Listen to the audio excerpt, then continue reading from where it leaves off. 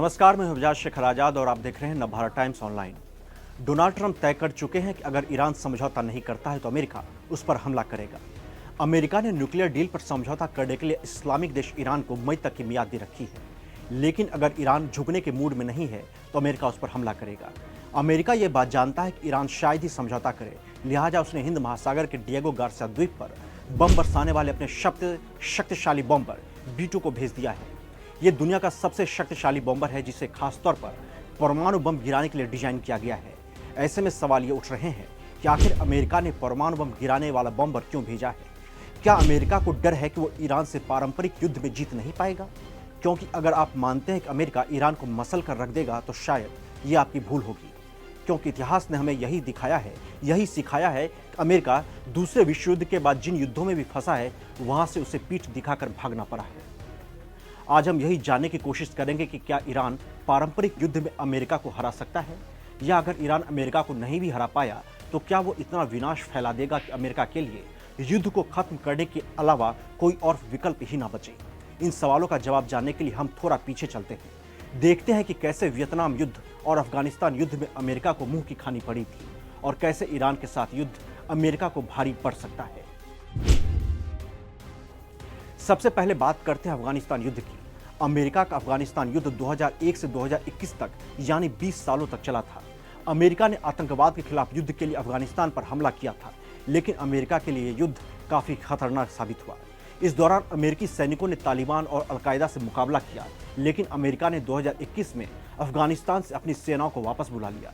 करोड़ों डॉलर फूंकने के बाद और सैकड़ों अमेरिकी सैनिकों को मौत के घाट उतारने के बाद आखिरकार अमेरिका को अफगानिस्तान से पीठ दिखाकर बाहर निकलना पड़ा।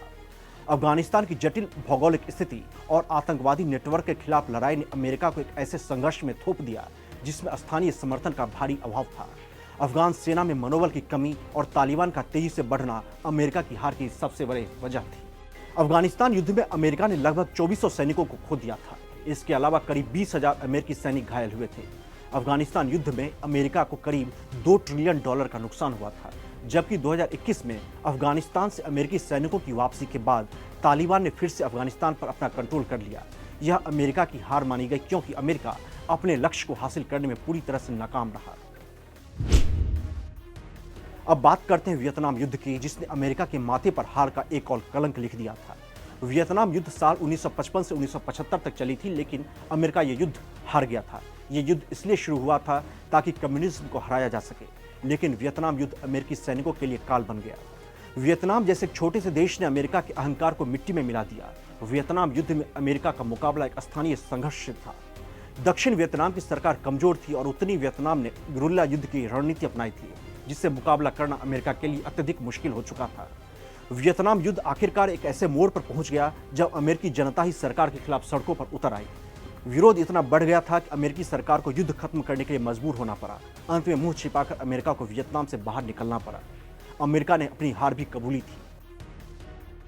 वियतनाम युद्ध में अमेरिका के करीब 58,220 सैनिक मारे गए थे। इसके अलावा करीब 3.5 लाख सैनिक घायल हुए थे। वियतनाम युद्ध में अमेरिका का अनुमानित खर्च करीब $1 ट्रिलियन के करीब था। युद्ध के अंत में अमेरिका ने वियतनाम में अपनी हार स्वीकार की। 1975 में उत्तरी वियतनाम ने दक्षिणी वियतनाम पर कब्जा कर लिया और वियतनाम पर एकीकृत कम्युनिस्ट देश का शासन हो गया। अमेरिका को अपनी रणनीतिक और सामरिक स्थिति में भारी धक्का लगा। इस युद्ध की वजह से अमेरिका की वैश्विक प्रतिष्ठा को भी काफी नुकसान पहुंचा था। अब हम आते हैं ईरान युद्ध पर। अगर अमेरिका ईरान पर हमला करता है तो क्या ईरान इतनी आसानी से अपने घुटने टेक देगा? ये इतना आसान नहीं होगा।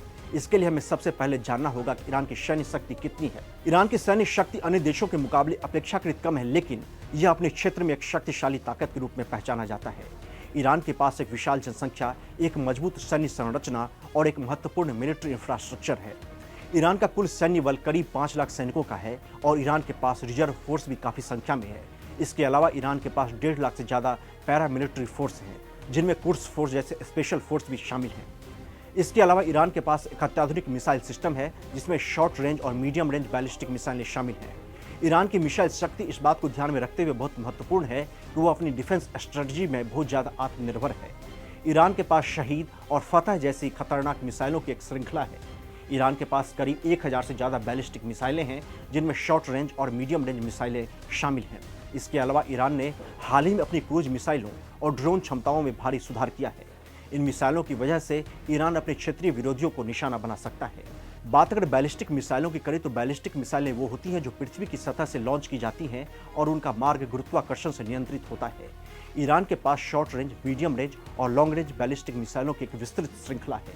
इसके अलावा शॉर्ट रेंज बैलिस्टिक मिसाइलों के मामले में भी ईरान की शक्ति काफ़ी ज़्यादा है।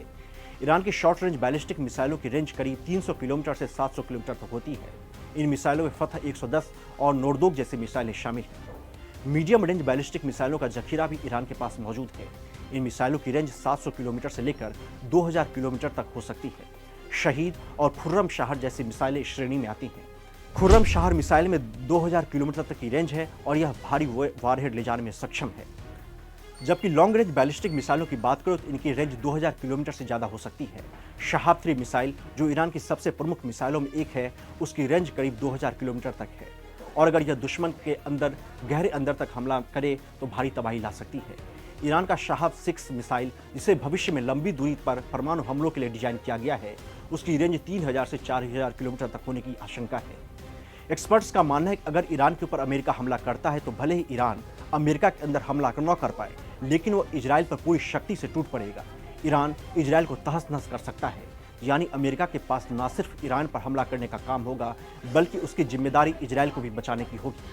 ऐसे में सवाल उठ रहे हैं कि क्या ईरान अमेरिका को युद्ध में हराने के लिए मजबूर कर सकता है। अमेरिका और ईरान के बीच युद्ध की आशंका पर बात करते हुए समझना जरूरी है कि दोनों देशों की सैन्य शक्ति में बहुत ज्यादा अंतर है। अमेरिका के पास वैश्विक सैन्य शक्ति का प्रभुत्व है, जबकि ईरान की सैन्य ताकत स्थानीय और क्षेत्रीय रूप से बनाई गई है, जो काफी असरदार है। हालांकि ईरान की सेना और मिसाइल शक्ति ने उसे एक महत्वपूर्ण रक्षा क्षमता प्रदान की है, लेकिन वह अमेरिका की कुल सैन्य शक्ति के सामने नहीं टिक सकता। अमेरिका के पास अत्याधुनिक तकनीक संसाधन है, जैसे एयर ड्रोन, स्टेल्थ विमान और एडवांस न्यूक्लियर पावर, जो उसे एक वैश्विक सैन्य शक्ति बनाते हैं। हालांकि ईरान की रणनीति पूरी तरह से पारंपरिक युद्ध की बजाय एसिमेट्रिक वारफेयर पर आधारित है। ईरान का मकसद युद्ध को एक लंबे संघर्ष में खींचना होगा, जैसा यूक्रेन के युद्ध में हम देख रहे हैं, लेकिन वह अमेरिकी सेना को थका सकता है, जैसे उसने इराक में अमेरिकी सैनिकों के खिलाफ अपनी स्ट्रेटजी अपनाई थी। इसका मतलब यह है कि ईरान असंवैधानिक युद्ध, पैदल सेना, मिसाइलों का इस्तेमाल कर सकता है, लेकिन अमेरिका की सैन्य शक्ति के सामने वह सीधे युद्ध में जीत हासिल नहीं कर सकता। युद्ध चाहे जैसा भी हो, इसका प्रभाव विनाशकारी ही होगा और इस युद्ध के कई विनाशकारी परिणाम निकल सकते हैं, जिसमें आर्थिक और मानवीय विनाश सबसे आगे होगा। युद्ध के परिणाम स्वरूप दोनों देशों की अर्थव्यवस्था गंभीर रूप से प्रभावित हो सकती है और हजारों नागरिकों की जान जा सकती है। ईरान की जनसंख्या अमेरिका से कहीं कम है, इसीलिए युद्ध का विनाश दोनों देशों के लिए भयंकर हो सकता है। इस युद्ध का प्रभाव मध्य पूर्व के देशों पर भी पड़ेगा। ईरान और अमेरिका के संघर्ष का असर इराक, सीरिया और अन्य मिडिल ईस्ट के देशों पर भी महसूस किया जा सकेगा। यह पूरी दुनिया में आर्थिक और राजनीतिक संकट पैदा कर सकता है। न्यूक्लियर युद्ध का खतरा यदि होता है, यदि युद्ध परमाणु हथियारों में तब्दील होता है, तो यह और भी विनाशकारी हो सकता है। हालांकि वर्तमान में दोनों देशों ने खुले तौर पर परमाणु हथियारों के इस्तेमाल की धमकी नहीं दी है, लेकिन तनाव के कारण इस खतरे को नकारा नहीं जा सकता। कई एक्सपर्ट्स का मानना है कि ईरान अमेरिका को युद्ध के उस मोड़ पर ले जा सकता है जहां अमेरिका के पास पीछे हटने का कोई रास्ता नहीं बचेगा। यानी या तो उसे अफगानिस्तान और वियतनाम की तरह हार मानने पर मजबूर होना पड़ सकता है, या फिर ईरान के खिलाफ परमाणु बम का इस्तेमाल उसे करना होगा।